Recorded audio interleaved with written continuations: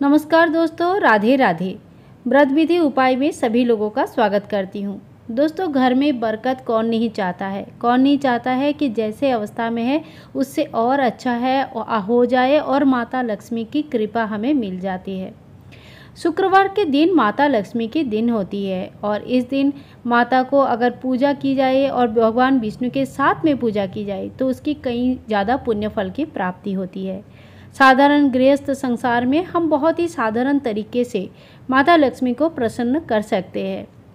शुक्रवार के दिन मैं नॉर्मली ठाकुर जी की ड्रेस वगैरह चेंज कर देती हूँ। भगवान श्री विष्णु माता लक्ष्मी की स्नान श्रृंगार करके उनकी पोशाक वगैरह चेंज कर देते हैं। इस दिन मैं लक्ष्मी दीपक भी जलाती हूँ। तो चलिए इस वीडियो में आज उसी बारे में बात करते हैं। सबसे पहले हम जल से भगवान जी को स्नान करवाएंगे। जो मैं पूजा करती हूँ घर पर बहुत ही सरल और साधारण तरीके से करती हूँ ताकि मैं हर समय इसको कंटिन्यू कर पाऊँ। वैसे इस हफ्ते के हर एक दिन एक भगवान को समर्पित होते हैं और अगर उस हिसाब से अगर आप पूजा अर्चना करें उससे आपकी पूजा में कभी भी ऐसा नहीं लगेगा कि बहुत ज़्यादा समय लग रहा है, बोझा हो गया, मैं मुझसे नहीं हो पाएगी। शुक्रवार के दिन माता लक्ष्मी और विष्णु जी के लिए खास होता है और जिस घर में माता लक्ष्मी और विष्णु जी की साक्षात वसवास होता है, साथ में वसवास होता है, वहाँ पे स्थिर लक्ष्मी की वसवास होती है। इस दिन कच्चे दूध से भगवान को स्नान करवाना बहुत ही ज़्यादा अच्छा माना जाता है। जिस घर में माँ लक्ष्मी की वसवास होती है उसमें धन धान्य समृद्धि सुख समृद्धि किसी चीज़ की कमी नहीं होती है और साथ में कई तरह की बीमारियाँ और जो घर में नकारात्मक ऊर्जाएँ होती है वो सारे चली जाती है। तो देखिए ये जो स्नान जल है ये किसी भी पौधे में आप डाल सकते हैं, तुलसी में भी डाल सकते हैं, लेकिन ज़्यादा है तो तुलसी में ना डालें क्योंकि तुलसी ज़्यादा पानी से ख़राब हो जाती है। आज के दिन मैं नॉर्मली उनको पीला या पिंक कलर का वस्त्र पहनाती हूँ। ये उनको बहुत ही ज़्यादा प्रिय है। आप चाहे तो लाल, हरा या तो फिर जो येलो कलर आता है, पीला कलर आता है, कोई भी शुभ कलर पहना सकते हैं। इससे मतलब कोई भी जैसे 7 दिन में एक बार आपने स्नान श्रृंगार करवा दिया तो वो इससे क्या होता है, विग्रह भी साफ सुथरा सुंदर रह जाते हैं। आपको हर शुक्रवार के दिन पूजा भी हो जाती है। तो इसी तरह से देखिए माता का और भगवान विष्णु का हम श्रृंगार कर देते हैं। भगवान विष्णु जी के जो अस्त्र शस्त्र थे वो मैंने बहुत अच्छे से छोटे से एक बॉक्स में पैक करके मंदिर के अंदर ही रख दिया था, परंतु जब उन्होंने जब ट्रांसफ़र के समय वो थोड़ा सा मिसप्लेस्ड हो गया है। इसी वजह से माँ दुर्गा का और भगवान विष्णु के सारे अस्त्र शस्त्र मिसप्लेस हो गया है। मुझे ये नया लेना है और मैं कोशिश करूँगी जल्द से जल्द ले लूँ।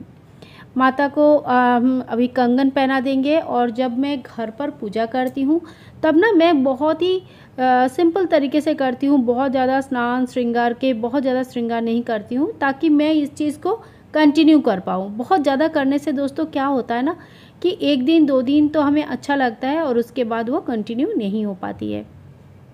तो कोई भी जब कोई स्पेशल पूजा ओकेशन आता है, जैसे दिवाली हो गई, होली हो गया, नवरात्रि हो गया, तो उस समय तो खास श्रृंगार होता ही है, सबके घर में होता है। और बाकी समय जैसे हम खुद साधारण तरीके से रहते हैं घर पर, उसी तरह से हमारे भगवान जी भी बहुत ही साधारण तरीके से घर रहते हैं और उनको बहुत ही साधारण तरीके से हम पूजा श्रृंगार करते हैं। माता लक्ष्मी की अगर आप चाहते हैं तो इस दिन शुक्रवार के दिन हवन भी कर सकते हैं। इसके ऊपर पूरा अलग से आपको वीडियो मिल जाएगी। फ़िलहाल मैं जो पूजा करती हूँ डेली का वो मैं बता रही हूँ। और इसके बाद इत्र की सेवा ज़रूर दें। माता को इत्र बहुत पसंद है और घर में जो सुख समृद्धि रहती है ना उसमें जो शांति है, शांति रहना बहुत ही ज़्यादा आवश्यक होता है। कई सारे घरों में देखा गया है कि सामान सब कुछ है, किसी भी चीज़ की कमी नहीं है, लेकिन मन की सुख नहीं है, मन शांत नहीं है और बार बार झगड़ा होता है। तो ऐसे घर में लक्ष्मी जी की रहना थोड़ा मुश्किल हो जाता है। तो हमें तो सुख समृद्धि से भी ज़्यादा जो चाहिए होता है वो है मन की शांति, संतोष चाहिए होता है। और जहाँ संतोष होता है वहीं माता लक्ष्मी की बसवास होते हैं। चलिए इनकी श्रृंगार तो बातों बातों में हो गया। अब जो है इनको अपनी जगह पे हम विराजमान कर देते हैं। तो जैसे माँ काली की श्रृंगार अमावस्या के दिन हो जाता है या शनिवार के दिन हो जाते हैं, वैसे ही हम हर गुरुवार के दिन लड्डू गोपाल जी की खास सेवा करते हैं। तो इसी तरह से मैंने अपनी सेवा का एक दिन चयन कर लिया है, एक दिन निर्धारित कर लिया है जिस दिन मैं जो खास पूजा होती है वो करती हूँ। माता को पिंक कलर बहुत पसंद है। तो देखिए ये जो गुड़हल का फूल है इसमें 25 पेटल्स आते हैं, मतलब एक फूल के अंदर 5 नहीं 25 पेटल्स रहते हैं और ये बहुत ही खास होता है। ये मैं माता को चढ़ाया है और भगवान श्री विष्णु नारायण को आप तुलसी के पत्र जरूर चढ़ाएं। इसके अलावा सफ़ेद फूल, सफ़ेद भोग चढ़ा सकते हैं। माता को सफ़ेद चीज़ बहुत ज़्यादा प्रिय होते हैं। घर में शंख है तो इस दिन शंख की पूजा भी किया जाता है। इस दिन एक लक्ष्मी दीपक मैं अलग से प्रज्वलित करती हूँ, मतलब मेरे मंदिर में 2 दीपक हमेशा जलती है और ये एक लक्ष्मी दीपक होते हैं जिससे मैं हमेशा प्रज्वलित करती हूँ शुक्रवार के दिन। ये प्योर घी से कोशिश करती हूँ कि घी का दीपक हो, क्योंकि घी का दीपक कहते हैं कि आपका जो मनोवांछाएं है, जो इच्छाएं है, जो कामनाएं है या जो वासना है भगवान के सामने, जो भी हम गृहस्थ आदमी है, हम भगवान के सामने नहीं मांगेंगे तो किसके पास मांगेंगे। मुझे तो ऐसा लगता है कि आपको अगर सच्ची में किसी से कुछ मांगना है तो आप भगवान के पास मांगे, ना तो किसी मनुष्य के पास मांगना चाहिए हमें। तो इसी तरह से देखिए धूप दिया कर देंगे और ये दिया धूप लगाने वाला ये छोटू सा मुझे ना ये बहुत अच्छा लगता है, बहुत ही प्रिय लगता है और ये मेरे पास पहले नहीं था, ये मैंने अभी अभी लिया है और ये मुझे बहुत ज़्यादा यूज़फुल भी लगा है। एक्चुअली आप लोग भी यूज़ कर सकते हैं इसको। ये तो मैंने लोकल मार्केट से ली हुई थी। अब जो है एक पात्र में, चाहे छोटी हो चाहे बड़ी हो, कोई भी एक पात्र में आप भर के चावल रख के, अक्षत जिसको बोलते हैं, बिना टूटा हुआ चावल रख के माता के सामने जरूर रखें। इससे घर में का अन्न धन का कभी कम नहीं होता है, मतलब आपका खाने पीने का चीज़ों का कम नहीं होता है। घी के दीपक भी बहुत सारे चीज़ों को रिप्रेजेंट करता है और सबसे बड़ी बात है कि आपकी प्रार्थना माता तक लेके जाती है। तो इसी तरह से जो है बहुत ही सिंपल साधारण तरीके से आप जो है शुक्रवार की पूजा कर सकते हैं।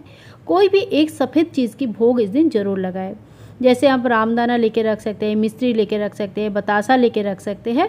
इसके अलावा घर पर जो भी बनाएंगे, खीर बनाएंगे तो खीर की भोग लगाए और जो भी भोग पकवान बनाएंगे उसकी भोग तो आप लगा ही सकते हैं, लेकिन एक सफ़ेद चीज़ की भोग जरूर लगाना चाहिए। फिर एक कपूर की आरती कर देती हूँ और इसी तरह से जो है सभी भगवान की पूजा तो डेली होती है।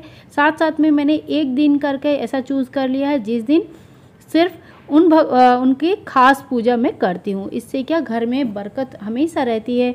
सबसे बड़ी बात है जितने आपके पास है, अपनी किस्मत से ज़्यादा तो देखिए किसी को भी नहीं मिलती है, लेकिन जितना आपके पास है उससे आप खुश रहते हो। तो दोस्तों यही छोटी सी वीडियो आप सभी के सामने लेके आई हूँ आज। कैसे लगा ज़रूर बताना। तो वीडियो अगर अच्छा लगा है तो एक लाइक ज़रूर कर दें और ज़्यादा से ज़्यादा शेयर करें। चैनल को सब्सक्राइब करके रखें ताकि आगे आने वाली वीडियोस में आप और हम कनेक्टेड रहें। इसी तरह से मेरे डेली पूजा में कोई ना कोई ख़ास बात रहती है। डेली के हिसाब से मैंने अपना पूजा को रूटीन में लेके आई हूँ और ये चीज़ धीरे धीरे आप सभी लोगों के साथ में शेयर करूँगी ताकि आप भी अपना पूजा, अपनी रूटीन प्रॉपर तरीके से मेंटेन कर पाए और कभी भी ऐसा ना लगे कि पूजा हमारे ऊपर बोझा बन गया है। कई सारे कमेंट्स आते हैं कि दीदी पूजा में मन नहीं लगता, समय नहीं मिलती है, कैसे करूँ, इतने सारे भगवान का पूजा कैसे करना चाहिए, कैसे बिल्कुल ख़राब दिमाग में बातें आती है। तो ये सारे जवाब धीरे धीरे वीडियोस में आती रहेंगी। तो जुड़े रहे वीडियो के साथ और आपकी सपोर्ट की हमें बहुत ज़रूरत है। मिलते हैं नेक्स्ट वीडियो में। राधे राधे।